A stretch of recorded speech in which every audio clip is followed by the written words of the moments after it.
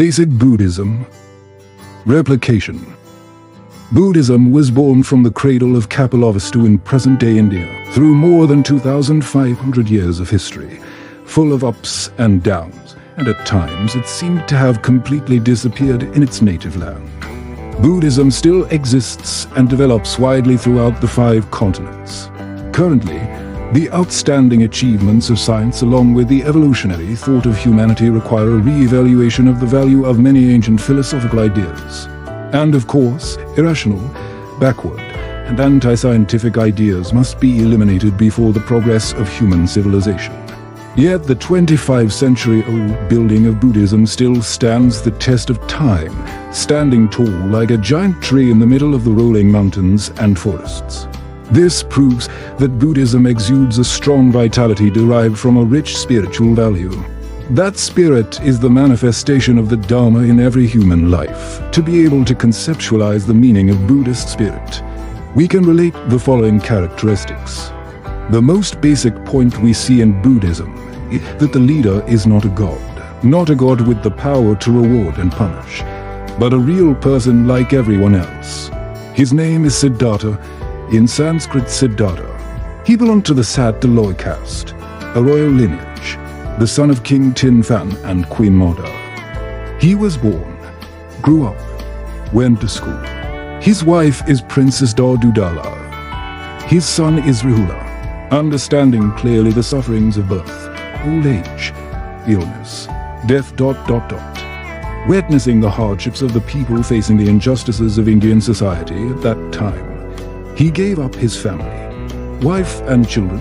I went out to find a solution. After many years of studying with famous monks at that time, that result did not help the intelligent young monk Siddhartha solve the pressing problems in his heart.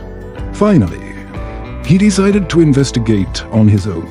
During 49 days of meditating under the Bodhi tree, when the morning star had just risen, he understood the truth, clearly understood the true nature of all dharmas. He became enlightened and attained enlightenment. His name was Shakyamuni. The above event has formed a concept of the humanity of Buddhism. Humans are the center of Buddhism, or in other words, without humanity, Buddhism does not exist in this life. In the Buddhist worldview, species are divided into 6: heaven, humanity, asura, hell, hungry ghosts, and animals. In those 6 realms, people are praised as meeting the best conditions to reach the state of enlightenment in Buddhism. Buddhism explains that it is difficult for sentient beings in the heavenly realm to perceive the truth of suffering, because their lives are too happy. On the contrary, in the realms of asuras, hell, animals, and hungry ghosts, sentient beings are so ignorant in a dark and miserable environment that it is not easy to grasp Buddhist teachings. Only in the human realm, people themselves and their circumstances, which are conditions that adapt easily to enlightenment, are aware of the sufferings of life and have the ability to light the lamp of wisdom in their own small bodies. In the Buddhist concept, man is the master of all his own actions in all 3 periods of the past, present, and future, and is the only God with full authority to reward and punish his own life. Besides me, no one else or any other god has the ability to take me to heaven or throw me into hell. Dhammapada, verse 345. The Buddha taught, only I do sin, only I pollute myself, only I avoid sin, only I wash myself. Purity or impurity depends on us. No one can make others pure. Again, Buddhism always emphasizes human effort and will. Diligence is one of the virtues that determines the achievement of bodhi, the shore of enlightenment that never has the footprints of laziness and weakness. With souls desiring absolute freedom, devoting all their strength to a genuine understanding of the Dharma, each of us will certainly achieve good results on our path of practice. On the contrary, even if 1,000 Buddhas extended their helping hands, they would not be able to get us out of this sea of suffering. In addition, Buddhism also mentions the cases of times when the Buddha was not born, where there were self-reliant people who thoroughly applied their own will and abilities in the process of thinking and contemplation. Experiencing and practicing correctly, contemplating and clearly understanding the impermanence of all phenomena, can still reveal the truth. Buddha recognized these people as Pratyeka Buddhas. Humanity is strongly expressed at this point. This is a superior feature of Buddhism that we can hardly find in any other religion's teachings. A leader who promotes human abilities in such an objective way. Stemming from this humanity, human personality is thoroughly respected in Buddhism. The right to life, the right to freedom, the right to equality. All have true value. We will discuss this part further later. The most remarkable thing about human abilities that Buddhism always emphasizes is wisdom. That is humanity's supreme ability, an extremely precious heritage that anyone who knows how to use and develop properly can eliminate all suffering and reach the shore of happiness. This has been specifically demonstrated through the life of Buddha and his predecessors in the history of Buddhism. At the same time, Buddha declared, all living beings have the ability to become Buddha. In the evolutionary history of mankind, from the primitive and backward life of ancient times to today, scientific inventions and their glorious achievements have brought humanity to the golden age of modernity. Modern, that result is due to the ability of the human mind. However, according to Buddhist analysis, that ability is only the limit of a part of intelligence, or in other words, people of science can only apply their worldly wisdom. Not yet is the wisdom of every human being, as Buddha clearly pointed out in the teachings. That term is temporarily called prajnaparamita wisdom, and that wisdom is the only golden key to open the door of non-birth of nirvana, static. In short, for Buddhism, humans are inherently a superior being, with many extraordinary potentials. If we deploy skillfully, there is nothing that cannot be accomplished in this world. Thus, we can say that Buddhism is human Buddhism, originating from Shakyamuni Buddha. He is the enlightened one, but he is a human being.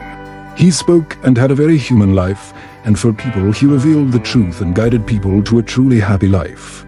Equality. We know that Buddhism was born in an extremely complex situation in a country in which human life suffered many injustices in the long-standing class division system of Indian society during that time. The Brahmin class gathers practitioners of 62 different sects and is the master of rituals and sacrifices. This stage uses the supreme position. Next is the Sattva class, concentrated in the royal lineage, and is the class that holds the power to run society. The third class is the Bhikkhus, which includes common people. Most of the rest belong to the third Dala class. They work in lowly jobs, also known as slaves. The two classes Brahman and Kshatriya belong to the ruling class. The Dala and Bishya belong to the ruling class. These four levels follow the file replacement mode, parent transmission connection. Therefore, enslaved people will remain enslaved forever, creating an unjust society.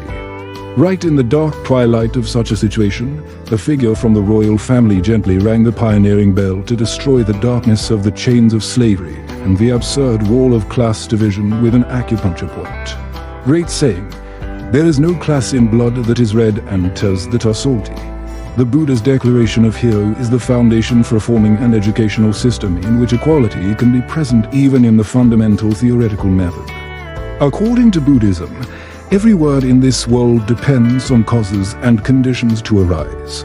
Likewise, the differences in status, wealth or poverty, ignorance or intelligence, all are entirely due to each person's actions, not natural or arranged according to the circumstances.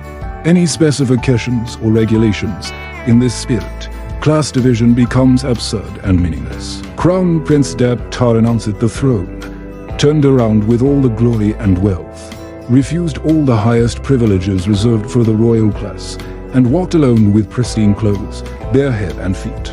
The land, wandering here ... have shown his wonderful spirit of equality.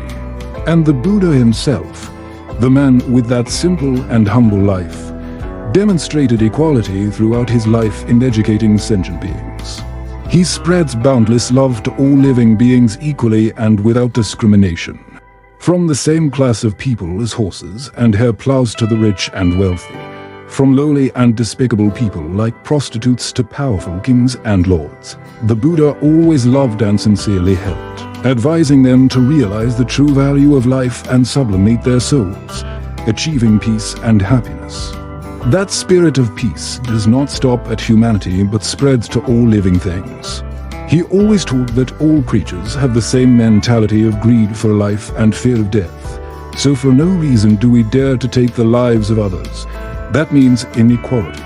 The sadness of a lost cub thinking about his mother is different from the sadness of a mother having to separate from her child for some reason. And so, the life of a thing is as precious as any life of anyone. With this point of view, on the journey of wandering, this time the Buddha single-handedly brought attention to not straying from the herd and returning to his mother. And it was he who spoke up to explain and point out the foolishness of people who, because of superstition, perform sacrificial ceremonies by offering live animals to save innocent animals from the painful death of fire and fire. Because of a blind imagination. In textbooks, Buddhism believes that all living beings, from humans to small insects, have the same extraordinary potential, the ability to become Buddha nature. But the characteristics possessed by each species can develop its abilities with different difficulty, speed. This can be summarized in a sutra. I am the Buddha who has become. All sentient beings are the Buddhas who will become. This is the foundation for forming equality in Buddhist ethics. Merciful. Compassion is an indispensable ingredient in Buddhism. Compassion often brings joy. Compassion often relieves suffering. That is the sacred responsibility that Buddhism has carried on itself for the past 25 centuries, by all means to implement it anywhere. And it is because of this noble mission that Buddhism has existed over a long history of humanity, and developed only with the material of love, completely without the use of violence or tyranny, without involvement of any kind. Gunblade, the love material of Buddhism, is like a cool, sweet stream that makes all things green and plants and trees sprout. Likewise, compassion exists in life, a panacea that soothes human pain, heals broken human relationships, and dispels resentment and hatred. And more than that, solving the fundamental sufferings of eternal life, bringing us to complete happiness. In the basic sense, is enough to say, from the energy of evil, all sentient beings are bound to be happy.